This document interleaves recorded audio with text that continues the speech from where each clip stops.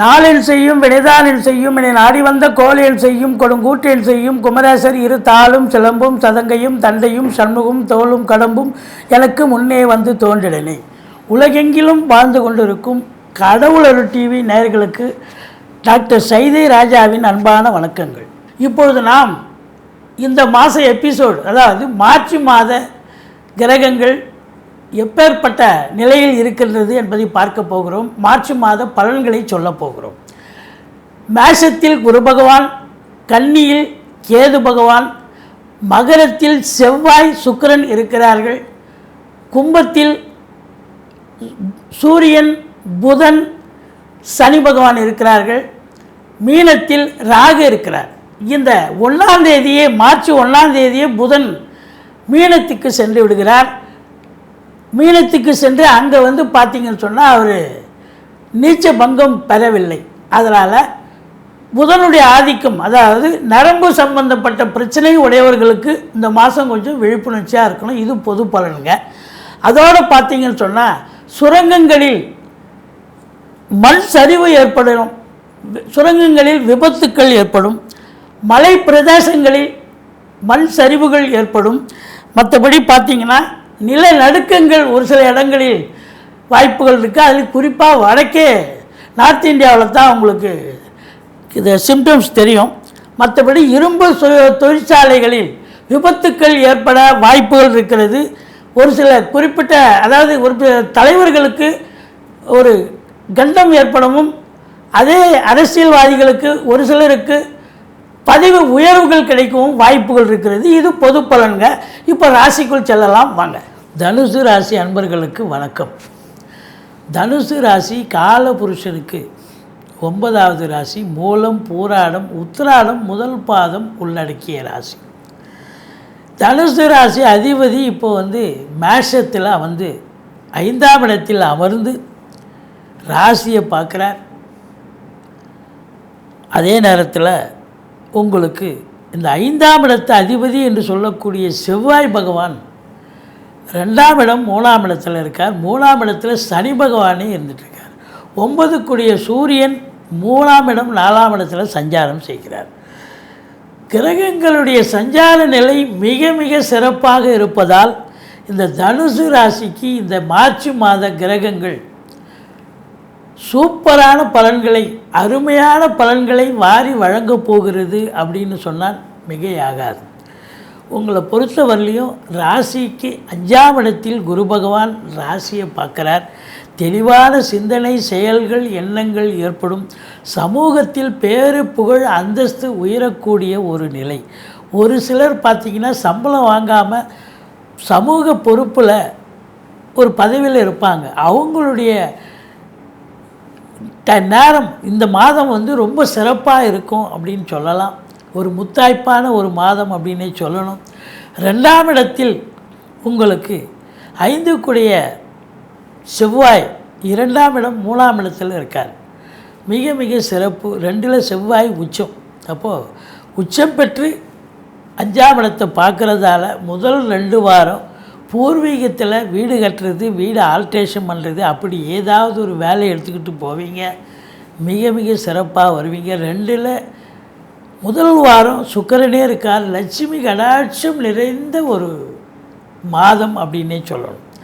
கடைசி 3 வாரம் உங்களுக்கு, அதாவது 8 தேதிக்கு பிறகு கடைசி வரைக்கும் சுக்கிரன் 3ஆம் இடத்தில் இருக்கார், முயற்சி ஸ்தானத்தில். சனி பகவானும் அங்கே தான் இருக்கார். வீட்டுக்கு தேவையான விலையுயர்ந்த பொருட்களை வாங்கி மகிழ்வீர்கள். பிள்ளைகளுக்கு லேப்டாப்பு, கம்ப்யூட்ரு, ட்ரெஸ் மெட்டீரியல், பெண் பிள்ளையாக இருந்தால் உங்களுக்கு ஆர்னமெண்ட்ஸு, அணிகலன்கள் வாங்கி தரக்கூடிய ஒரு அமைப்பு அப்படின்னு சொல்லலாம். உங்களை பொறுத்தவரையிலும் எந்த அளவுக்கு சனி பகவான் இந்த ராசிக்கு கெடுத்தாரோ 7.5 சனின்ற பேரில், இப்போது அதே சனி பகவான் 3ஆம் இடம் உபஜயஸ்தானத்தில் அமர்ந்திருந்து விபரீத ராஜயோகத்தை தரக்கூடிய ஒரு நிலையில் இருக்கிறார். வேலை விஷயமாக, தொழில் விஷயமாக, வீடு விஷயமாக இருந்தாலும் சரி, எல்லா நிலைகளிலும் உங்களுக்கு உயர்வை தரக்கூடிய ஒரு அமைப்பு, விபரீத ராஜயோகத்தை தரக்கூடிய ஒரு நிலையில் இருக்கிறார். உங்களுக்கு 9ஆம் இடத்தை குரு பார்க்கிறார். 9ஆம் இடத்து அதிபதி 3ஆம் இடம் 4ஆம் இடத்தில் இருக்கிறார். அதனால் இந்த அப்டாமன் என்று சொல்லக்கூடிய அடி வயிற்றில் ராகுவும் சூரியனும் 15 தேதிக்கு பிறகு இணையிறதால என்ன அப்படின்னா உஷ்ணம் சம்பந்தப்பட்ட பிரச்சனைகள் வரும். ரொம்ப எச்சரிக்கையாக இருக்கணும். அதே நேரத்தில் உங்களுக்கு 4ஆம் இடம் சுகஸ்தானம். அந்த சுகஸ்தானத்தில் புதன் நீச்சம் அடைகிறார். நீச்ச பங்கம் பெறவில்லை. அப்போது உங்களை பொறுத்தவரையிலையும் இந்த நரம்பு சம்பந்தப்பட்ட பிரச்சனைகள் வரும். இது எல்லாருக்கும் இல்லை, ஒரு 50 வயசுக்கு மேலே இருக்கிறவங்க, அப்படி ஒரு கம்ப்ளைண்ட் இருக்கிறவங்களுக்கு இந்த மாதம் கொஞ்சம் அதிகமாக சிரமப்பட வேண்டிய சூழல் இருக்கும். இந்த 4ஆம் இடத்துல ராகு இருக்கிறது மாத்ருஸ்தானத்தில் இருக்கார் அப்படின்னும்பொழுது தாய்க்கும் உங்களுக்கும் கருத்து வேறுபாடு வரும். தாய் வழி சொந்தங்களுக்கும் உங்களுக்கும் கருத்து வேறுபாடு வரும். மற்றபடி உங்களை பொறுத்தவரையிலையும் வெளிநாடு போகணும்னு நினைக்கிறவங்க தாராளமாக போகலாம், நல்லதே நடக்கும். உயர்கல்வி படிக்கக்கூடிய பிள்ளைகள் நல்லா படிப்பாங்க. இந்த 4ஆம் இடத்துல ராகு இருந்தால் அப்படின்னா இருக்கிற இடத்த விரிவாக்கம் பண்ணுவார். அவருக்கு சொந்த வீடு கிடையாது, எந்த வீட்டில் உட்காண்டிருக்காரோ அந்த வீட்டு வேலையை செய்வார். அப்போ 4ஆம் இடம் என்பது அங்கே இருக்கிற இடத்த விரிவாக்கம் பண்ணுறாருன்னா அப்போ 4ஆம் இடம் கல்வி ஸ்தானம். கல்வி பசங்களுக்கு நல்ல உயர்கல்வியை தருவார், நல்லா படிக்க வைப்பார். அது மட்டும் இல்லை, வீடு வாங்கிறது, மனை வாங்க, வீடு கட்ட, ஃப்ளாட்டு வாங்க, இப்படி எந்த ஒரு அபிலாஷையோடு நீங்கள் இருக்கிறீங்களோ செயல்படுறீங்களோ அது கண்டிப்பாக நிறைவேறும், சாதிக்க முடியும் அப்படின்னு சொல்லலாம். 5ஆம் இடம் பூர்வ புண்ணிய ஸ்தானம் மிக மிக சிறப்பாக இருக்கிறது. குலதெய்வ வழிபாடு உங்களை காக்கும், இஷ்ட தெய்வம் உங்களை காக்கும், ரிஷிகள் முனிகள் குருமார்கள் உங்களை காக்கக்கூடிய ஒரு நிலை இருக்கிறது. குழந்தை பாக்கியம் நீண்ட நாளாக இல்லாதவர்களுக்கு குழந்தை பேர் கிடைக்கும். வீடு, அதாவது பூர்வீக சொத்து இது வரைக்கும் நீங்கள் பிரிச்சிக்கலன்னு சொன்னால் இந்த காலகட்டத்தை நீங்கள் பயன்படுத்தி கொள்ளலாம். மற்றபடி உங்களை பொறுத்தவரையிலையும் அற்புதமான ஒரு காலகட்டம் இந்த மாதம், சாதிக்கக்கூடிய ஒரு மாதம். இந்த ஷேர் மார்க்கெட்டில் இருக்கிறவங்க அதில் காசு போடுவாங்க, இது பண்ணுவாங்க இல்லையா, இன்வெஸ்ட் பண்ணுவாங்க இல்லையா, அவங்க சீட்டாட்டம், ரேஸு, லாட்ரி, ஸ்பெக்குலேஷன் போன்ற இனங்களில் ஈடுபாடு காட்டுபவர்கள் இருப்பாங்க. அவங்களுக்கெல்லாம் ஒரு சந்தோஷகரமான ஒரு மாதம் என்று சொன்னால் மிகையாகாது. உங்களை பொறுத்தவரையில் 7ஆம் இடத்து அதிபதி 4இல் நீச்ச நிலையில் இருக்கிறார். உங்களுடைய மனைவியினுடைய தேக ஆரோக்கியத்தில் அக்கறை தேவை. மற்றபடி மனைவி வழி சொந்தங்களால் நல்லது நடக்குமான்னா நல்லது நடக்கும், ஆனால் அவங்களுடைய தேக ஆரோக்கியத்தில் அக்கறை தேவை. மற்றபடி பத்திரிகைத்துறை, மீடியாத்துறை, எழுத்துத்துறை, அச்சகத்துறை, புத்தகத்துறை, ஏன்னா புதன் அங்கேருந்து 10ஆம் வீட்டை பார்க்குறார். இப்போ 10ஆம் வீட்டை 10 குடையவன் பார்ப்பதால் இந்த துறையில் பணியாற்றக்கூடிய அத்துணை பேருக்கும் ஒரு அற்புதமான ஒரு மாதம். தொழில் நல்லா ஃப்ளரிஷ் ஆகும்.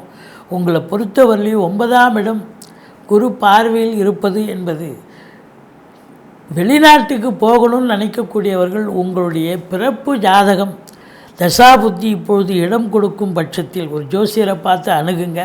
வெளிநாடு போகணுன்னா தாராளமாக போகலாம். இல்லை உயர்கல்விக்காக போகலாம், உத்தியோகத்துக்காக போகலாம், இல்லை சொந்த தொழிலுக்காக போகலாம். இதெல்லாம் ஒன்றும் இல்லைங்க, நான் ஆன்மீக பயணம் இன்ப சுற்றுலான்ற பேரில் போக போகிறேன் அப்படின்னா தாராளமாக போகலாம். ஆத்ம திருப்தியும் சந்தோஷமும் கிடைக்கும். அதே நேரத்தில் உங்களுக்கு பார்த்தீங்கன்னு சொன்னால் இந்த 10ஆம் இடத்துல கேது இருக்கிறார்.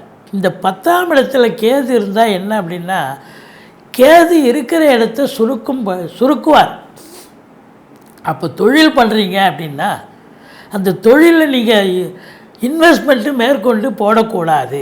இருக்கிற தொழிலை அப்படியே வச்சு மெயின்டைன் பண்ணுங்கள், மேற்கொண்டு இன்வெஸ்ட் பண்ணாதீங்க. ஏன்னா கடன் வாங்கி போட்டிங்கன்னா கடன் தான் அதிகரிக்குமே ஒழிய தொழில் என்ன 10ல் கேது இருந்தால் பெருசாக தொழில் ரீதியாக போமப்பா, ஓரளவுக்கு தொழில் நல்லா போகும்.